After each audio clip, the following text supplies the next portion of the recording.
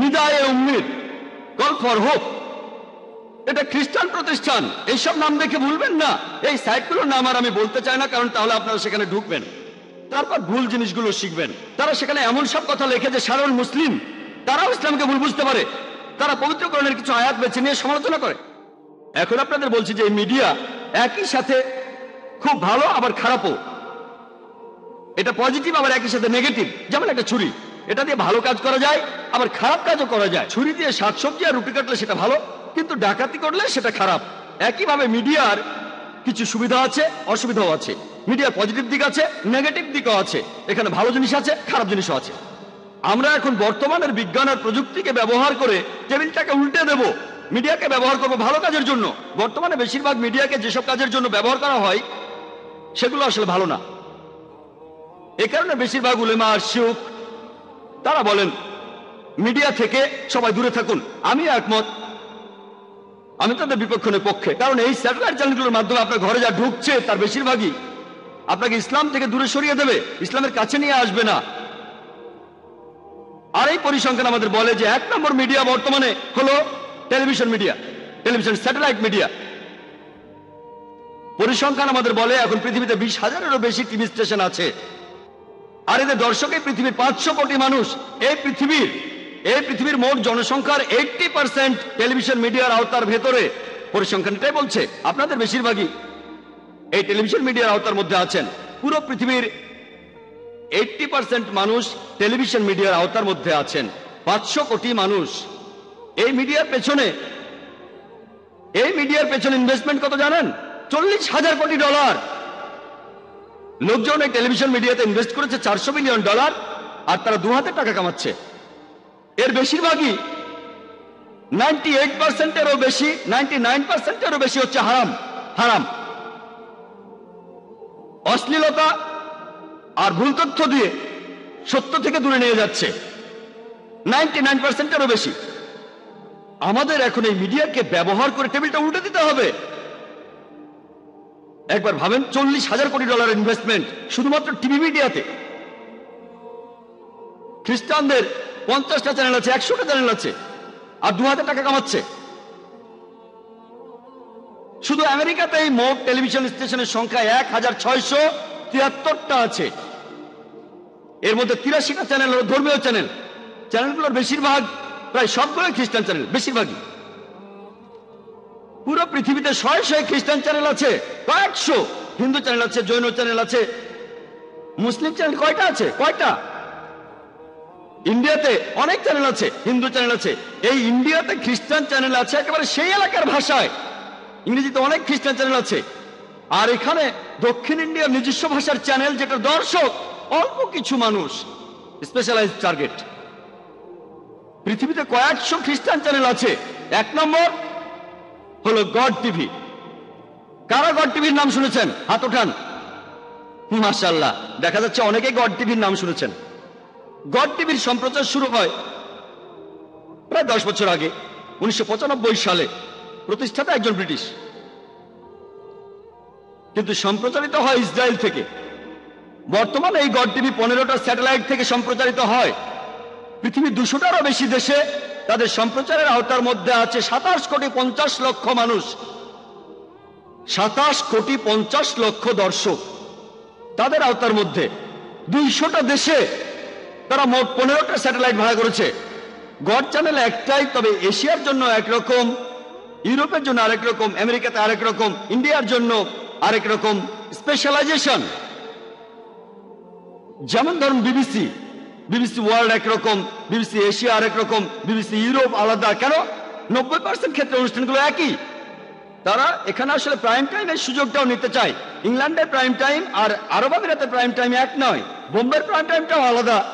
এভাবে prime time অনুযায়ী এক এক দেশে এক এক সময় অনুষ্ঠান প্রচার করে থাকে। এই জন্য অন্যান্য স্যাটেলাইট ভাড়া করে। আর এই গড টিভি হলো খুবই জনপ্রিয় খ্রিস্টান মিশনারি চ্যানেলগুলোর মধ্যে একটা। এরকম আরো কয়েকশো খ্রিস্টান চ্যানেল আছে। এরকম মুসলিম চ্যানেল কটা আছে? আমি জানি অনেক মুসলিমই বিভিন্ন বিনোদনমূলক চ্যানেলের মালিক, অনেক 5টা 10টা 20টা এরকম। আমি নাম বলছি না, আপনারা হয়তো জানেন। এরকম অনেক চ্যানেল আছে। কতগুলো ইসলামিক চ্যানেল আছে, দাওয়ার জন্য কতগুলো আছে চ্যানেল।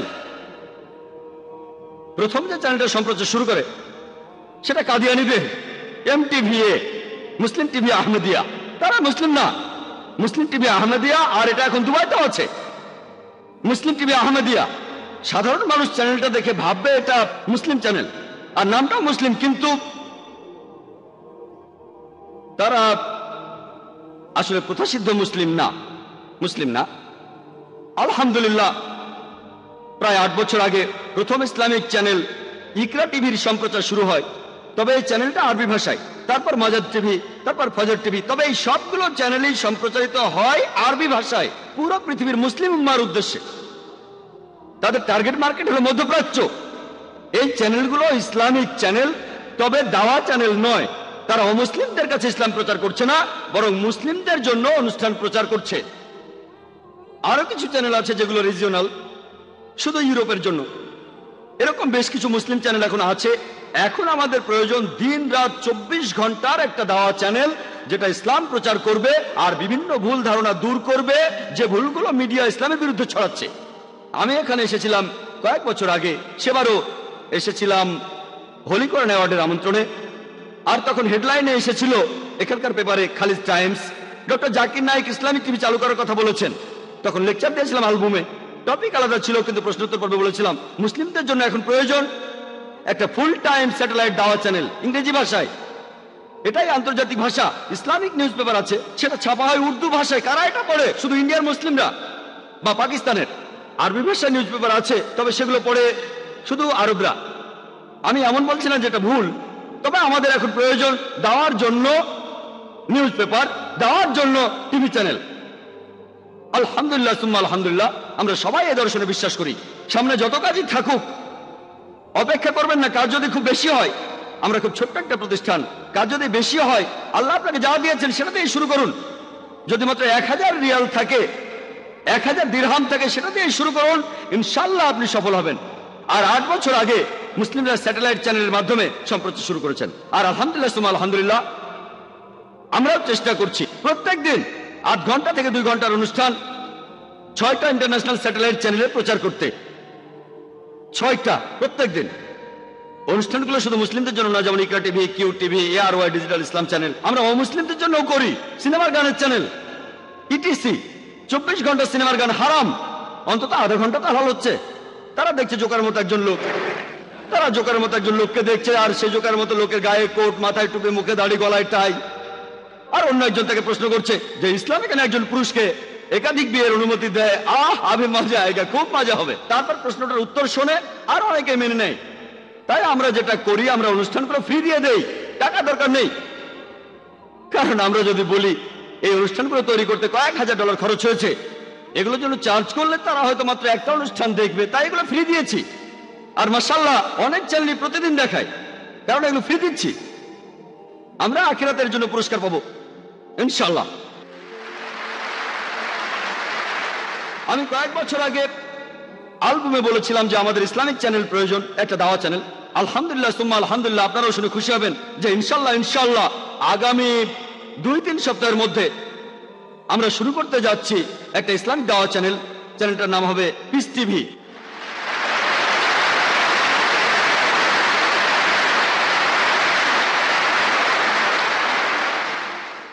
বাজেট খ্রিস্টানদের মতো অত বিশাল না, অত টাকা নেই, আমরা ক্ষুদ্র ক্ষুদ্র মানুষ। আমাদের যা আছে ইনশাআল্লাহ, চ্যানেলটার নাম দিয়েছি পিস টিভি। মিডিয়া যেখানে যুদ্ধ করছে ইসলামের সাথে, তবে আমরা মানবতার জন্য শান্তি চাই। পিস এর আরবি হলো সালাম, আরো একটা হলো ইসলাম। আর ইনশাআল্লাহ এটা হবে ইসলামিক দাওয়া চ্যানেল। এর সম্প্রচার হবে ইউরোপ, অস্ট্রেলিয়া, আফ্রিকা, মধ্যপ্রাচ্য আর এশিয়ায়। প্রচারিত হবে প্যান এম স্যাট 10 থেকে প্রথম দিকে। পরবর্তীতে কয়েক মাস পরে আমরা USA তো যাবো ইনশাআল্লাহ। আর তারপর আশা করি 1 বছরের মধ্যে ইনশাআল্লাহ পুরো পৃথিবীকেই কভার করতে পারবো ইনশাআল্লাহ।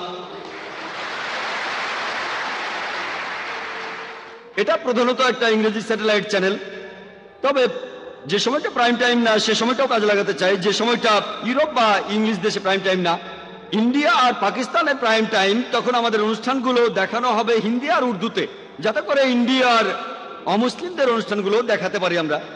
তাহলে 25% অনুষ্ঠান হবে হিন্দি আর উর্দুতে, 75% হবে ইংরেজিতে ইনশাল্লাহ।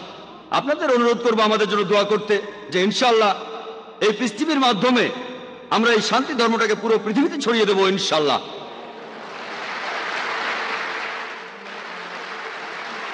আমি কয়েক বছর আগে অ্যালবামে বলেছিলাম যে আমাদের ইসলামিক চ্যানেল প্রয়োজন, একটা দাওয়া চ্যানেল। আলহামদুলিল্লাহ সুম্মা আলহামদুলিল্লাহ, আপনারাও শুনে খুশি হবেন যে ইনশাল্লাহ আগামী 2-3 সপ্তাহের মধ্যে আমরা শুরু করতে যাচ্ছি একটা ইসলামিক দাওয়া চ্যানেল। চ্যানেলটার নাম হবে পিস টিভি।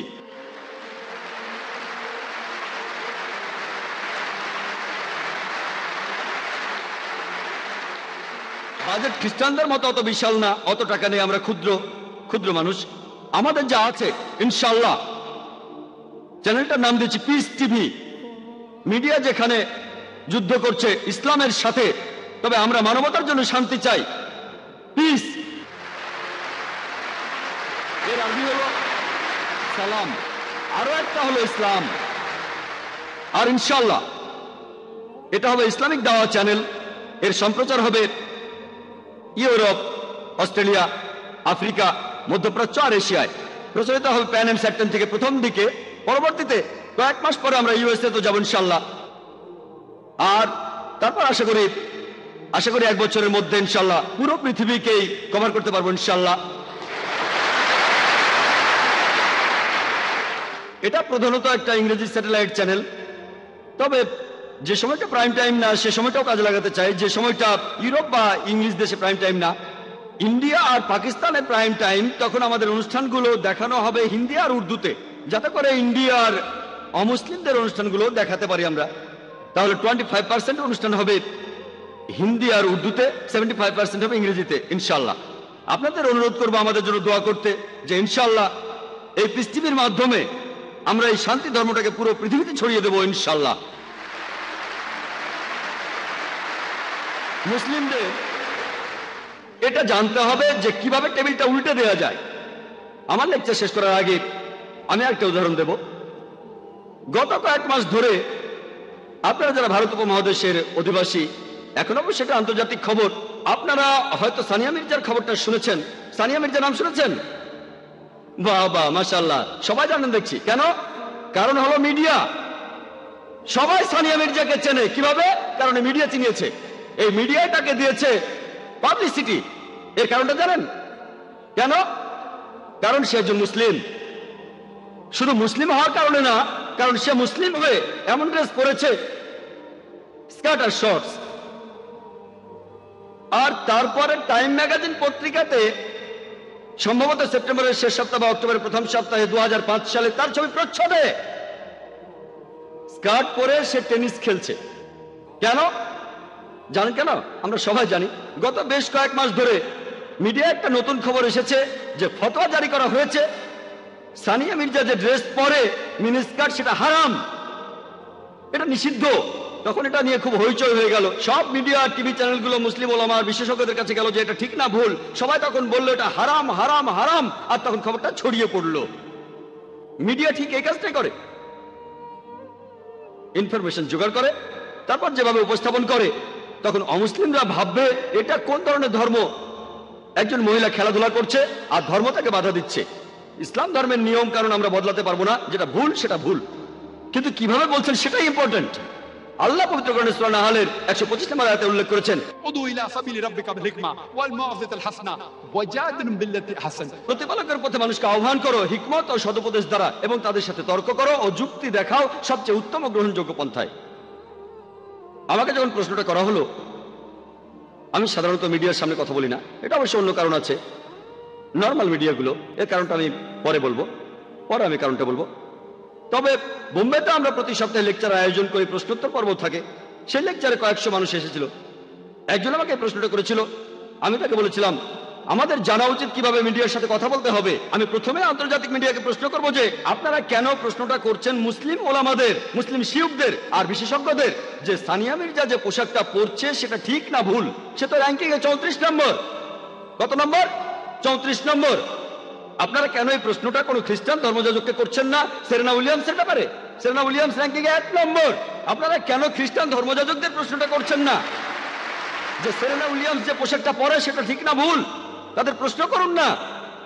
আপনার ভ্যাটিকান সিটির পোপের কাছে প্রশ্ন করুন, সেরেনা উইলিয়ামস যে পোশাকটা পরে, অথবা সানিয়া মির্জার আগে যারা আছে 33 জন, তাদের অধিকাংশই হচ্ছে খ্রিস্টান। আপনার খ্রিস্টান ধর্মযাজক আর পোপকে প্রশ্ন করুন তাদের পোশাকটা ঠিক না ভুল।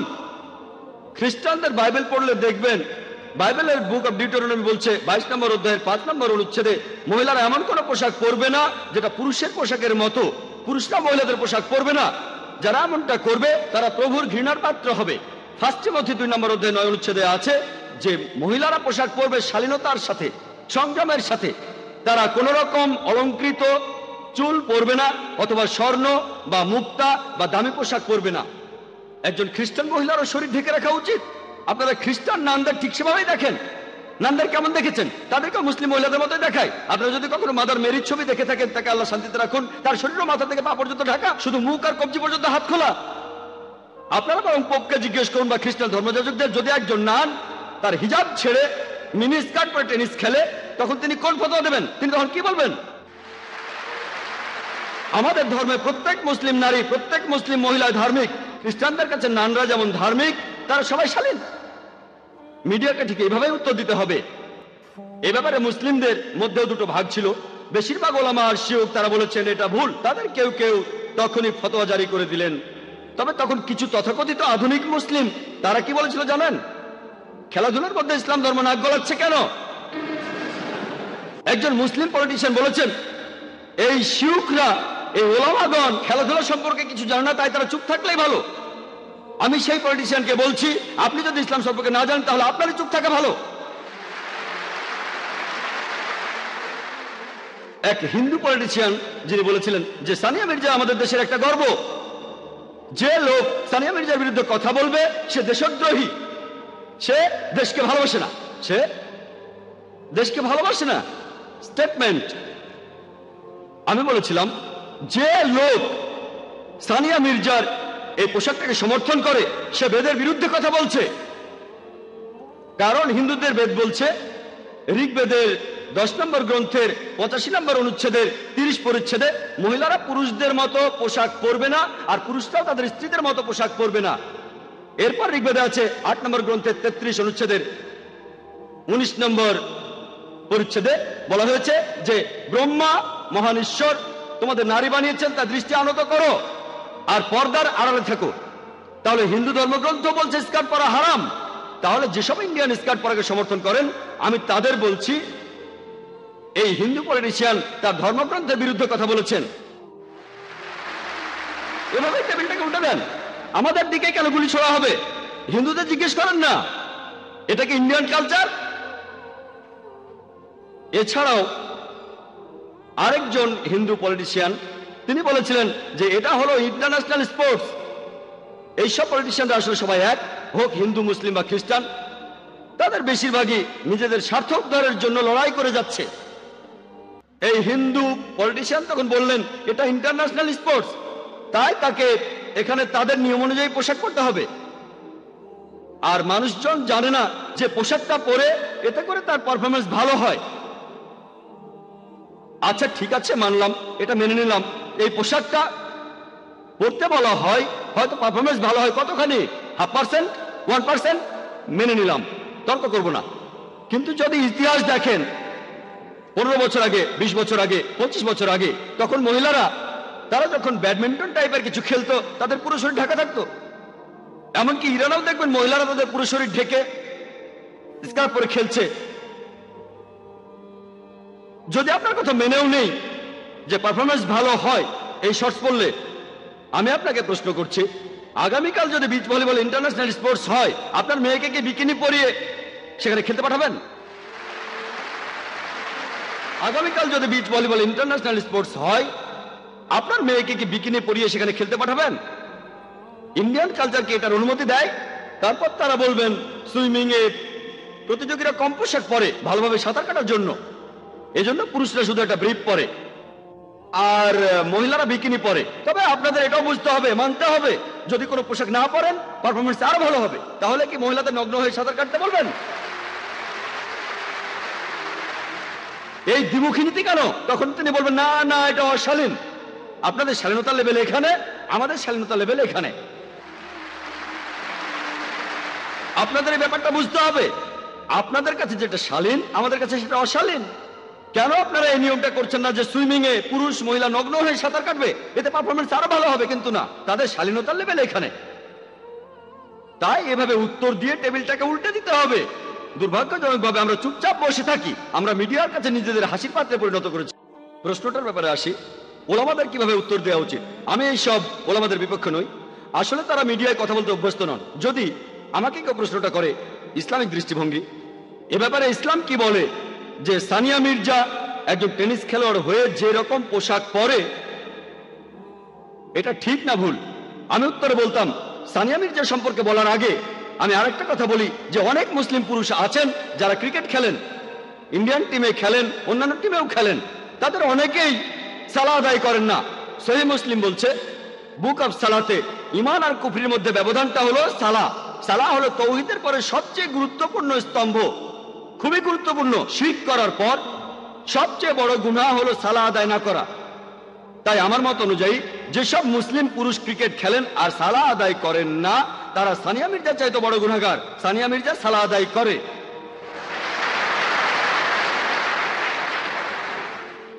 মুসলিম অভিনেতা অভিনেত্রীরা তারা পর্দায় শিরক করছে, তারা বড় গুনাহগার। আমি সানিয়া মির্জার পক্ষ নিয়ে কথা বলছি না, এ কথা মানবো সানিয়া মির্জা যে পোশাক পরে সেটা ইসলামের নিয়মের বিরুদ্ধে, এটা হারাম। তবে এই কথা বলার আগে আবহাওয়াটা বদলে দিলাম, এটাই হিকমা। পরিস্থিতি বদলে দিচ্ছি। যখনই বলছে খ্রিস্টান ধর্ম এটার বিরুদ্ধে, তারা তখন চুপ হয়ে যাচ্ছে। হিন্দু ধর্ম এটার বিরুদ্ধে, চুপ হয়ে যাচ্ছে। ইহুদি ধর্ম এটার বিরুদ্ধে, তারাও চুপ হয়ে যাচ্ছে। আমি ক্রিকেট খেলা নিয়ে বলেছি, আমি সুইমিং নিয়ে বলেছি। তারপর যখন উত্তরটা দিলাম যেটা হারাম, তখন এই উত্তরটা তাদের গলা দিয়ে নামবে। তা না হলে উত্তরটা তারা হজমই করতে পারবে না। আমি বলেছি এটা ভালো, সানিয়া মির্জা অন্ততপক্ষে সালাহ আদায় করে, সে কম গুনাহগার অন্তত ওই মুসলিম ক্রিকেটারদের চাইতে যারা সালাহ আদায় করে না। 4 দিন খেলছে, 5 দিন খেলছে, সালাবাদ। আল্লাহ আমাদের সালাহ আদায় করার নির্দেশ দিয়েছেন। হয়তো ভবিষ্যতে সানিয়া মির্জা ইসলামিক পোশাক পরবে ইনশাআল্লাহ। তারপর সে পুরুষদের সাথে খেলতে পারবে কি পারবে না সেটা আরেকটা ইস্যু। কিন্তু আমি এমন ফতোয়া দিচ্ছি না যে সে যা করছে ঠিক। তবে মুসলিমদের এটা জানা উচিত কিভাবে টেবিলটা উল্টে দেওয়া যায়, কিভাবে হিকমার সাথে উত্তর দেওয়া যায়। যখনই আপনি এভাবে উত্তর দেবেন তখনই সবাই চুপ হয়ে যাবে। দুর্ভাগ্যজনকভাবে আমরা মুসলিমরা মিডিয়ার সামনে নিজেদেরকে হাসি পাত্রে পরিণত করছি। সাধারণত আমি মিডিয়ার সামনে কোনো ইন্টারভিউ দেই না। কেন? ধরুন আমি 5 মিনিট ধরে একটা প্রশ্নের উত্তর দেই, বেশিরভাগ সময়ই তারা উদ্দেশ্যমূলকভাবে এটা এডিট করে আর আমার বক্তব্যটা বদলে দেয়। মাঝে মধ্যে সময়ের স্বল্পতার কারণে সেটাকে ছোট করে আর না বুঝেই তারা বক্তব্যটাকে বদলে দেয়। ইচ্ছা অনিচ্ছা জানি না, তবে বেশিরভাগ সময় হয়ে থাকে আমার উত্তরটা যদি ঠিকমতো হয় তারা কেটে ফেলে, এডিট করে ফেলে। তারপর উত্তরটা শুনে অন্যরকম মনে হবে, অথবা না বুঝে শুনে ছোট করতে গিয়ে আমার বক্তব্যটা অন্যরকম হয়ে যায়। এজন্য ইচ্ছে করেই তাদের আমি এড়িয়ে চলি।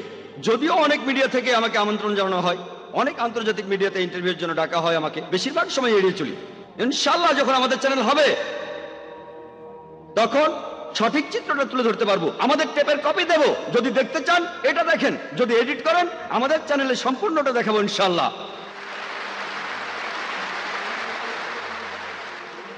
একটা চ্যানেল শুরু করা নিঃসন্দেহে খুবই কঠিন কাজ, আর তারপর একটা চ্যানেল শুরু করে কোরআন এবং সহিহ হাদিস অনুযায়ী সেটাকে চালানো, সেটা আরো কঠিন কাজ। ইনশাআল্লাহ আমি আল্লাহর কাছে দোয়া করছি, আপনারাও দোয়া করবেন যাতে সঠিক পথে চলতে পারি, কোরআন সহিহ হাদিস মেনে চলতে পারি, আর যেন এভাবে ইসলামকে ছড়াতে পারি। আমার লেকচার শেষ করার আগে পবিত্র কোরআনের একটি উদ্ধৃতি দিচ্ছি। সূরা ইসরার 81 নম্বর আয়াতে বলা হয়েছে, ওয়াকুল জাল হক ওয়া যাকাল বাতিল ইন্নাল বাতিলা কানা যাহুকা। যখন সত্য এসে মিথ্যার সামনে দাঁড়ায় মিথ্যা বিলুপ্ত হয়ে যায়, কারণ মিথ্যা প্রকৃতিগত কারণে বিলুপ্ত হয়ে যাবে। ওয়া আখিরু দাওয়ানা আলহামদুলিল্লাহি রাব্বিল আলামিন।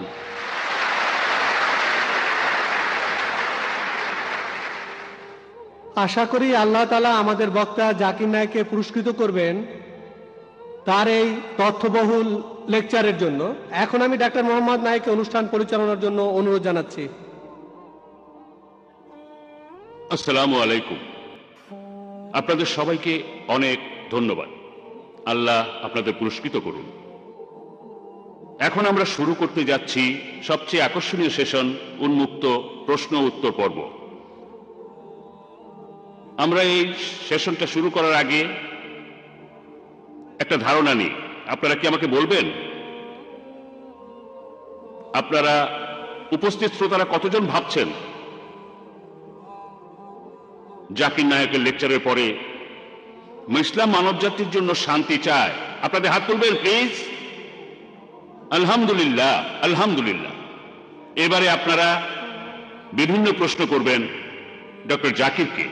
আপনাদের নিশ্চিত করছি সব প্রশ্নেই আমরা গুরুত্ব সহকারে শুনব, তারপর উত্তর দেওয়ার চেষ্টা করব। আমরা আসলে বিভিন্ন সমস্যার সমাধান চাই, মানব জাতির বিভিন্ন সমস্যা। যেমন জাকির নায়েক আজকে বললেন, আজকের আলোচনার বিষয়বস্তু ছিল মিডিয়া এবং ইসলাম, যুদ্ধ নাকি শান্তি। আমি এবারে সংক্ষেপে বলি, শান্তির জন্য যুদ্ধ এই স্লোগান দিয়ে অনেক অত্যাচারী শাসকই এই পৃথিবীতে হত্যাযজ্ঞ চালিয়েছে, ধ্বংসযজ্ঞ চালিয়েছে, আর শান্তি মানুষের জীবন থেকে হারিয়ে গেছে। ইসলাম শান্তির ধর্ম, ভেতরে বাইরে সব দিক থেকেই। তাই আমরা ইহকাল আর পরকালে শান্তির জন্য ইসলামের প্রচার চালিয়ে যাব। আজকে আমাদের সামনে উপস্থিত আছেন ডক্টর জাকির নায়েক, যিনি এইসব ব্যাপারে একজন বিশেষজ্ঞ। আর ডক্টর জাকির নায়েকের লেকচারের মাধ্যমে আপনারা সেই কথাগুলোই এতক্ষণ ধরে শুনলেন। এখনকার এই প্রশ্নোত্তর পর্বের কোঅর্ডিনেটর হিসেবে আমি আমাদের ভলান্টিয়ারদের বলবো, উপস্থিত মুসলিম শ্রোতাদেরও অনুরোধ করব, দয়া করে এখানে উপস্থিত অমুসলিম ভাইদের আগে প্রশ্ন করার সুযোগ দেন। তাদের মধ্যে যারা সাংবাদিক আছেন তাদের আগে বলতে দেন। তাহলে এবারে আমার বাম পাশের মাইক থেকে প্রথম প্রশ্নটা করা হচ্ছে। হ্যাঁ ভাই। হাই, আমার নাম রাহুল ভাটিয়া, আমি পেশায় একজন ইঞ্জিনিয়ার। আমার প্রশ্নটা হলো, পবিত্র কোরআনে সূরা হজের 47 নম্বর আয়াতে আছে, বলা হয়েছে তোমার প্রতিপালকের কাছে একদিন তোমাদের হিসাবে 1000 বছরের সমান। এছাড়াও সূরা সাজদার 5 নম্বর আয়াতে আছে, তোমাদের প্রতিপালকের একদিনের পরিমাপ হবে তোমাদের হিসাবে 1000 বছরের সমান। এরপর সূরা মারিজের 4 নম্বর আয়াতে বলা হয়েছে, ফেরেশতা এবং রূহ আল্লাহর দিকে ঊর্ধ্বগামী হয় এমন একদিনে যার পরিমাণ পার্থিব 50,000 বছর। তাহলে একদিন সমান কত হবে, 1000 বছর না 50,000 বছর আল্লাহ তাআলার কাছে? আপনার নাম রাহুল, তাই না? জি। আপনি তো গতকাল সৃষ্টির 6 দিন নিয়ে আমাকে প্রশ্ন করেছিলেন। মাশাআল্লাহ, আপনাকে ভালোবাসি। আমিও আপনাকে ভালোবাসি। এখন আপনাকে বলি, ইন্টারনেটে দেখবেন এগুলো খুবই কমন প্রশ্ন। আপনাকে এগুলো জানার জন্য বিশেষজ্ঞ হতে হবে না, আপনি ইন্টারনেটে চলে যান, ইসলাম বিরোধী সাইটগুলোতে এরকম অনেক কিছু পাবেন। আমি শিওর যে ভাই রাহুল, আপনি বোধহয় পুরো কোরআন পড়েননি। পুরোটা পড়িনি। হ্যাঁ, আমিও জানি। এটা ছাড়াও আমার আরো প্রশ্ন আছে। Sorry? আমি আরো কিছু প্রশ্ন করতে চাই, তবে আগে এটার উত্তরটা জানতে চাই। তাহলে দেখছেন, আপনি যদি সত্যটা জানতে চান, হ্যাঁ। প্রথমে আপনাকে আসল উৎসটা পড়ে দেখতে হ্যাঁ। হবে। যদি খ্রিস্টান ধর্মকে জানতে চাই আর খ্রিস্টান বিরোধী বইগুলো পড়ি, তাহলে আমি এক পেশে হয়ে যাব। তাই আমি আপনাকে অনুরোধ করছি, প্রথমে ভালো সাইটগুলো দেখেন, পবিত্র কোরআন পড়েন, তারপর 2টো না 200টা প্রশ্ন করেন আমাকে, ইনশাআল্লাহ আমি উত্তর দেব। অবশ্যই হ্যাঁ, এখনো বুঝেছি। উত্তর দেব। ওকে। তবে আমি দাওয়ার কাজে নিয়োজিত, এটা বুঝি যে লোকে ইসলাম বিরোধী সাইটগুলো দেখে, প্রথমে সেখানে নেগেটিভ পয়েন্টগুলো দেখে মেনে নিয়ে ইসলামের বিরুদ্ধে চলে যায়। ইসলাম সম্পর্কে জানতে হলে ভালো সাইটগুলোতে যান, এমন সাইটে যাবেন না যেমন অ্যানসারিং ইসলাম। এখানে আমি একটা কথা বলি। আপনার উত্তরটা দিচ্ছি, সমস্যা আসলে নেই। না, যেটা আমি বলছি, আমি আসলে আধা ঘন্টা ধরে ইসলাম সম্পর্কে ভালো কথা বলতে মাশাআল্লাহ, পারবো। ভালো। আমি এখানে একেবারেই নিরপেক্ষ। আমি উত্তরটা দিচ্ছি, এটা নতুন প্রশ্ন না, এটা নতুন না। এই প্রশ্নের উত্তর অনেক আগে দিয়েছি আমি সবকিছু রেফারেন্স দিতে পারি। মাশাআল্লাহ ভাই, আপনি প্রশ্ন করলেন যে কোরআনে 2টো জায়গায় আল্লাহ বলেছেন একদিনের সমান হলো 1000 বছর। আরেক জায়গায় সূরা মারিজের 4 নম্বর আয়াতে উল্লেখ করা হয়েছে আল্লাহ তাআলার একদিনের সময়কাল হলো 50,000 বছর। এটা কি পরস্পর বিরোধী নয়? এক জায়গায় বলা হচ্ছে 1000 বছর, আর এক জায়গায় বলা হচ্ছে 50,000 বছর। আরবি ভাষায় এই শব্দটা হলো ইয়ম, এই শব্দটা হলো ইয়ম। ইয়ম। এখন ইয়ম এর 2টো অর্থ আছে। একটা অর্থ হলো দিন, দিন দিন 24 ঘন্টা একদিন। অন্য অর্থটা হচ্ছে একটা সময়কাল, একটা যুগ। এটা যে কোনো একটা সময়কাল হতে পারে। তাহলে ইয়মের একটা অর্থ হলো দিন, আরেকটা অর্থ হলো একটা সময়কাল। তাহলে যদি সঠিকভাবে কোরআন পড়েন, একটা আয়াত বলছে যে একদিন সবকিছু আল্লাহ সুবহানাহু ওয়া তাআলার কাছে উপরে চলে যাবে, যেদিনের পরিমাণ হবে 1000 বছর তোমাদের হিসেবে। একটা দিন, একটা সময়কাল, যেটা সময় হবে তোমাদের হিসেবে 1000 বছর। অন্য জায়গায় সূরা মারিজের 4 নম্বর আয়াতে উল্লেখ করা হয়েছে যে ফেরেশতাগণ যখন আল্লাহ তাআলার দিকে ঊর্ধ্বগামী হয়, এই সময় যে সময়টা লাগে একটা হ্যাঁ। সময়কাল যেটা পার্থিব 50,000 বছরের সমান। উদাহরণ হিসেবে আপনাকে বলি, ধরুন যদি আমি দুবাই থেকে আবুধাবি যেতে চাই 1 ঘন্টা সময় লাগবে। আর যদি আমি দুবাই থেকে যাই ধরুন আমেরিকাতে, খুবই স্লো একটা প্লেনে সময় লাগবে 50 ঘন্টা।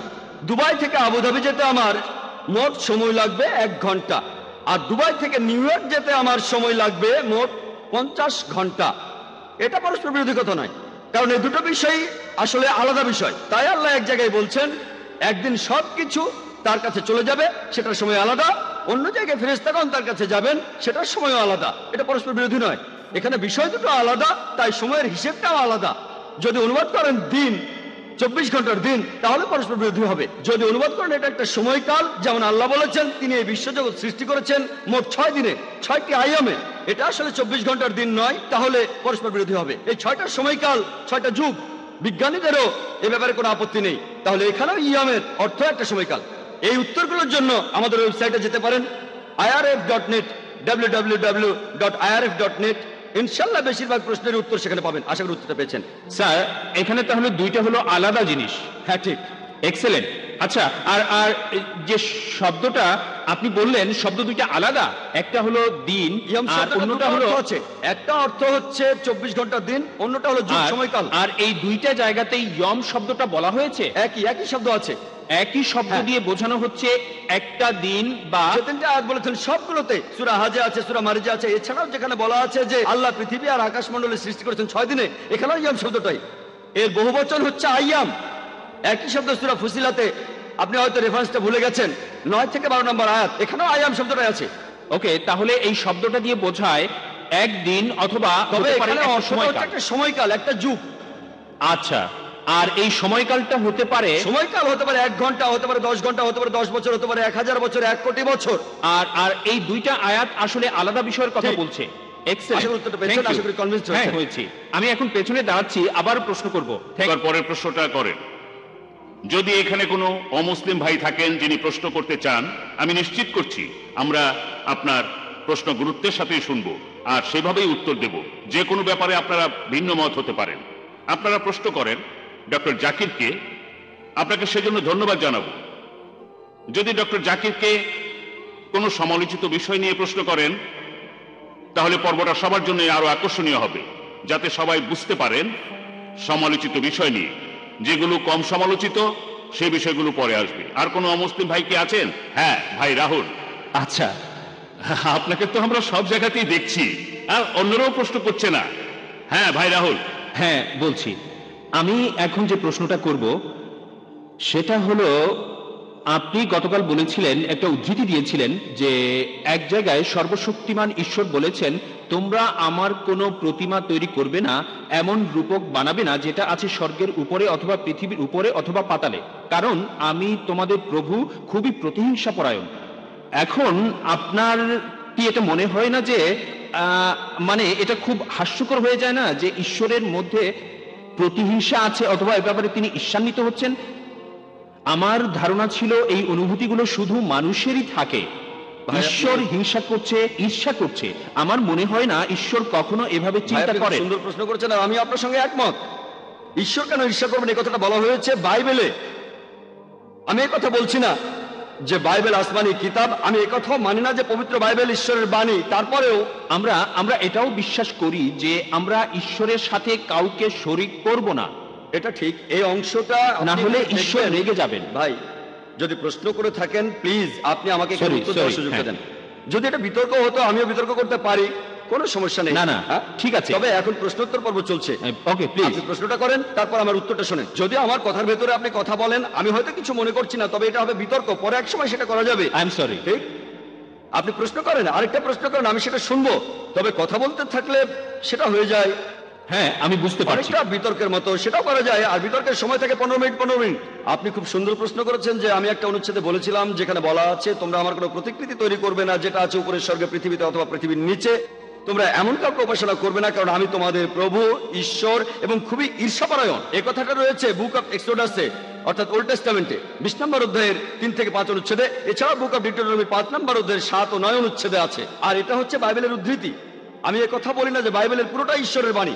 এই অনুচ্ছেদটার প্রথম অংশের সাথে আমি একমত, ঈশ্বরের কোনো প্রতিকৃতি নেই, কিন্তু দ্বিতীয় অংশ বলছে ঈশ্বর ঈর্ষাপরায়ণ, আমি কথা মানি না। এই দ্বিতীয় অংশটা তাহলে বাইবেলের সবকিছু সমর্থন করছি না, কোরআনের সাথে মিল থাকলে সমর্থন করব, মিল না থাকলে সমর্থন করব না। তাই আমি আপনার সঙ্গে একমত যে ঈশ্বরের এখানে ঈশ্বরান্বিত হওয়াটা অস্বাভাবিক। আশা করি উত্তরটা পেয়েছেন। তবে মানতে হবে যে ঈশ্বরের সাথে কাউকে শরিক করা যাবে না, আর এটাই হলো সবচেয়ে বড় গুনাহ। হ্যাঁ, এই কথাগুলো আমি গতকাল বলেছিলাম যে ঈশ্বরের সাথে কাউকে শরিক করা সবচেয়ে বড় গুনাহ। ওকে, থ্যাঙ্কস। আর কোনো অমুসলিম ভাই বা বোন প্রশ্ন করবেন? প্রশ্নটা করেছেন একজন হিন্দু ভদ্রলোক, তার নাম লেখা আছে পি নাইডু। তিনি বলেছেন মুসলিমরা মানুষ জাতির আশীর্বাদ, এখানে অমুসলিমদের কি হবে? যারা জন্ম থেকেই মুসলিম নয়, তারা জীবনের কোন পর্যায়ে ইসলামকে বুঝবে? বোন, আপনি প্রশ্ন করলেন যে এক হিন্দু ভদ্রলোক বলেছেন মুসলিমরা মানবজাতির আশীর্বাদ, আলহামদুলিল্লাহ সুম্মা আলহামদুলিল্লাহ। তবে একজন অমুসলিম যে জন্ম থেকে মুসলিম নয়, জীবনের কোন স্তরে সে ইসলামকে বুঝবে? প্রশ্নটার উত্তর দেওয়ার আগে আমি একটা বিষয় পরিষ্কার করে নিতে চাই। আমাদের নবীজি মোহাম্মদ সাল্লাল্লাহু আলাইহি সাল্লাম বলেছেন প্রত্যেক শিশু দীনুল ফিতর নিয়ে জন্ম নেয়। দীনুল ফিতর অর্থাৎ আল্লাহর ধর্ম। প্রত্যেকটা শিশু মুসলিম হয়ে জন্মায়, পরবর্তীতে তাকে প্রভাবিত করে বাবা মা, গুরুজনেরা, শিক্ষকেরা। সে তখন শুরু করে মূর্তি পূজা, অগ্নি পূজা, এভাবে সে অমুসলিম হয়ে যায়। সেজন্য ইসলাম ধর্ম অনুযায়ী প্রত্যেক শিশু মুসলিম হয়ে জন্মায়, অর্থাৎ আল্লাহর কাছে সে আত্মসমর্পণ করে। পরবর্তীতে তার পরিবেশের প্রভাবে সে অমুসলিম হয়ে যেতে পারে। তাই কোনো অমুসলিম যখন ইসলাম গ্রহণ করে, এখানে শব্দটা আসলে কনভার্ট হবে না।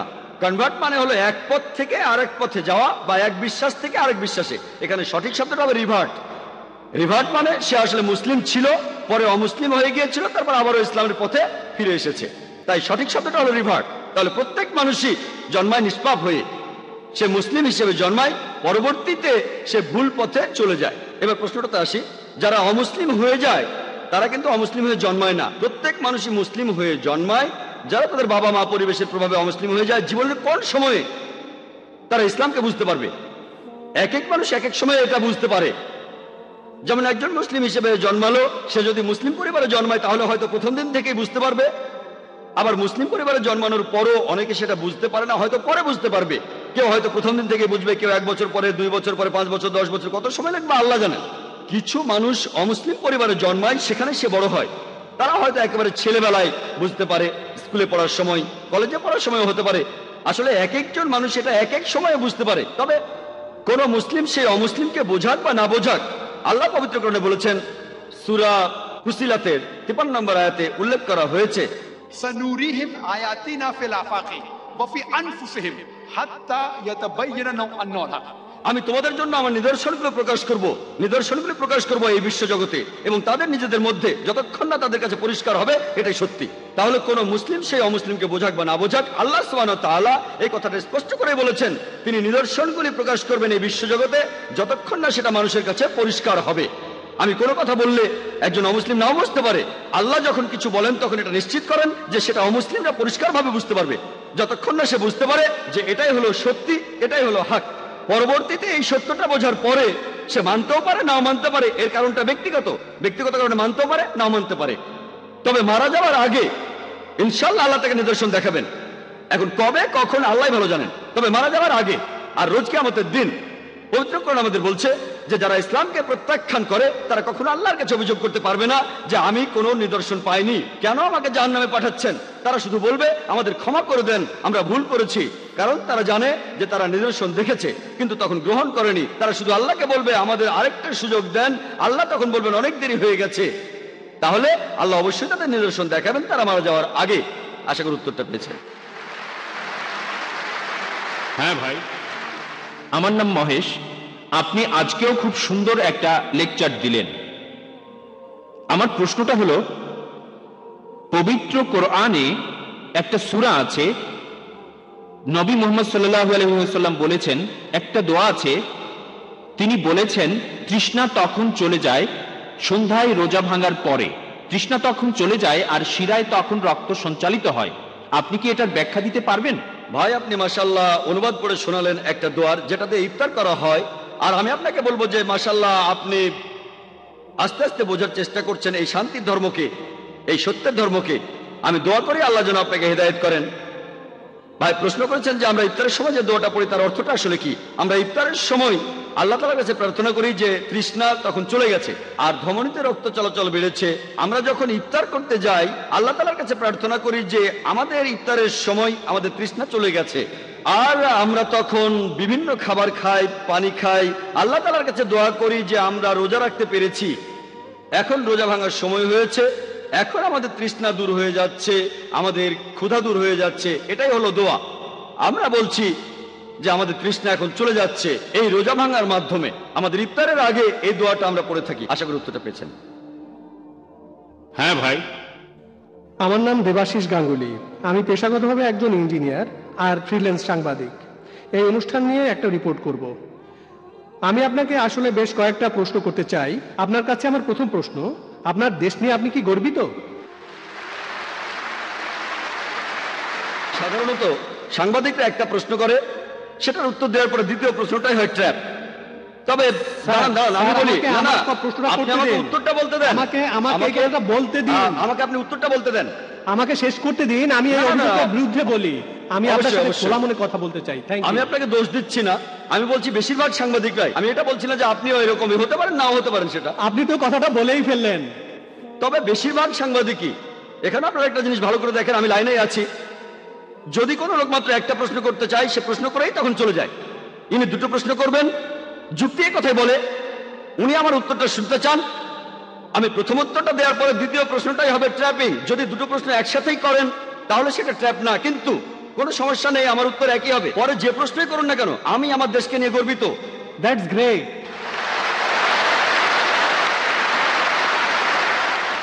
পৃথিবীর খুব কম দেশগুলোর মধ্যে ইন্ডিয়া একটা, যে দেশ অধিকার দেয় তার দেশের নাগরিকদের যে তারা তাদের ধর্মকে প্রচার করতে পারবে, পালনও করতে পারবে। আমি আমার দেশ নিয়ে গর্বিত। আমি আমার দ্বিতীয় প্রশ্নের উত্তর পেয়ে গেছি। আমি আমার দেশ নিয়ে অনেক ব্যাপারে গর্বিত। আপনি আমার দ্বিতীয় প্রশ্নের উত্তর দিয়ে দিয়েছেন, ধন্যবাদ।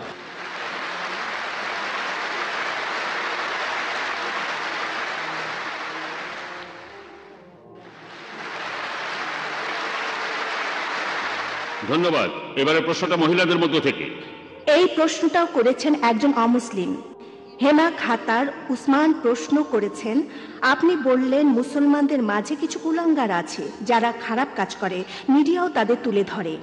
এই মুসলিমরা কি ধর্মের নামে এসব কাজ করে মিডিয়াকে সুযোগ দিচ্ছে না?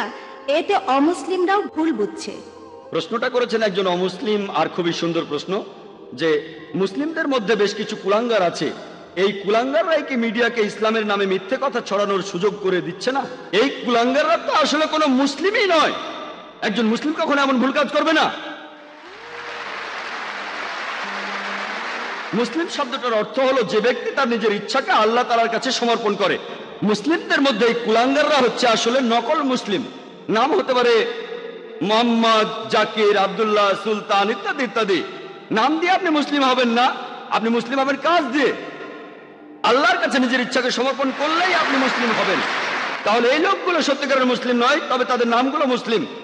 তাই মিডিয়াকে সুযোগ দিচ্ছে কি দিচ্ছে না এটা নিয়ে তারা ভাবে না। তারা তো তাদের নিজেদের ধর্ম নিয়েই ভাবে না, তারা নিজেদের ধর্মকে থোড়াই কেয়ার করে, কিন্তু তারা তাদের ধর্মকে নিয়ে ভাবে না। মিডিয়া কি বলছে সেটা নিয়েও তারা ভাবে না। তবে আমি মিডিয়ার দোষ দেব, মিডিয়া কেন অল্প কিছু মানুষের কাজকে তুলে ধরছে? যদি মুসলিমদের বেশিরভাগই এসব কাজ করত তখন ইসলামকে অপবাদ দিলে আমিও আপত্তি করতাম না। তবে তারা অল্প কিছু মানুষকে বেছে নিচ্ছে। চিন্তা করেন, হিটলার 60 লক্ষ ইহুদিকে হত্যা করেছিল, এজন্য কি খ্রিস্টান ধর্মকে দায়ী করব? হিটলার যে 60 লক্ষ ইহুদিকে মেরেছে, সবাইকে পুড়িয়ে মেরেছে, এজন্য কি আমি খ্রিস্টান ধর্মকে দোষ দিতে পারবো না? কারণ বাইবেলের কোথাও লেখা নেই যে তোমরা 60 লক্ষ ইহুদিকে হত্যা করবে।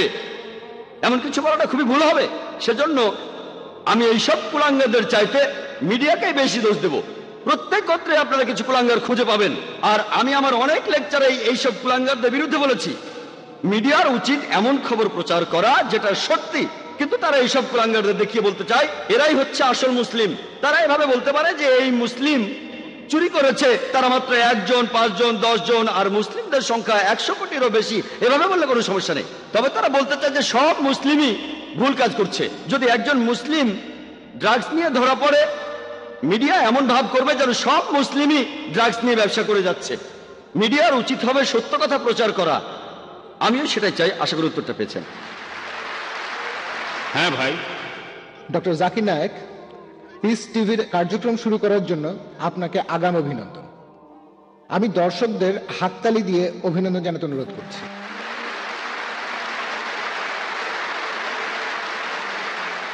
আমার প্রশ্নটা হলো, ইসলাম ধর্মে খতনা দেয়াটা বাধ্যতামূলক কেন? ভাই, আপনি প্রশ্ন করলেন এটা কি আবশ্যিক, এটা কি বাধ্যতামূলক যে মুসলিম পুরুষরা খতনা করবে, এটা কি ফরজ? ভাই, এটা ইসলামে আবশ্যিক না, এটা হলো সুন্নাত, এটা সুন্নতে মুআক্কাদা, এটা করলে খুবই ভালো, এটা হলো মুস্তাহাব।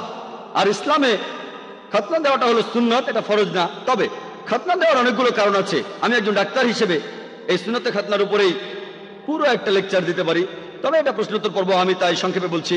আজকে বিজ্ঞান আমাদের বলে যদি একজন লোক খতনা করে তাহলে তার কার্সিনোমা অব পিনাস হওয়ার সম্ভাবনা কম, লিঙ্গে ক্যান্সার হওয়ার সম্ভাবনা কম।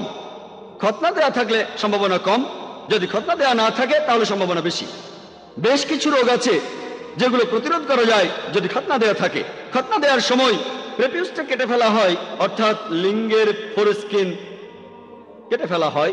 এখানে আপনারা দেখবেন যে খতনা না দেয়া কেউ যদি প্রকৃতির ডাকে সাড়া দেয়, তারপর প্রসাব করার পরে তার প্রেপিউসের ভেতরে প্রসাবের কয়েকটা ফোঁটা থেকে যায় ফোরস্কিনের ভেতরে, এ থেকে অনেক রোগ হতে পারে। চুলকানি হতে পারে, শরীরের ত্বকে প্রদাহ হতে পারে, হতে পারে পেপলোসাইটিস। খতনা করলে এইসব রোগকে প্রতিরোধ করা যায়। আর এছাড়াও আমরা প্রসাব করার পরে পানি দিয়ে ধুয়ে নিই, এভাবে রোগকে প্রতিরোধ করি। আজকে বিজ্ঞান আমাদের বলে একজন লোক বেশি যৌন তৃপ্তি পাবে যদি তার খতনা দেয়া থাকে, বেশি যৌন তৃপ্তি পাবে। এছাড়াও খতনা দেয়া থাকে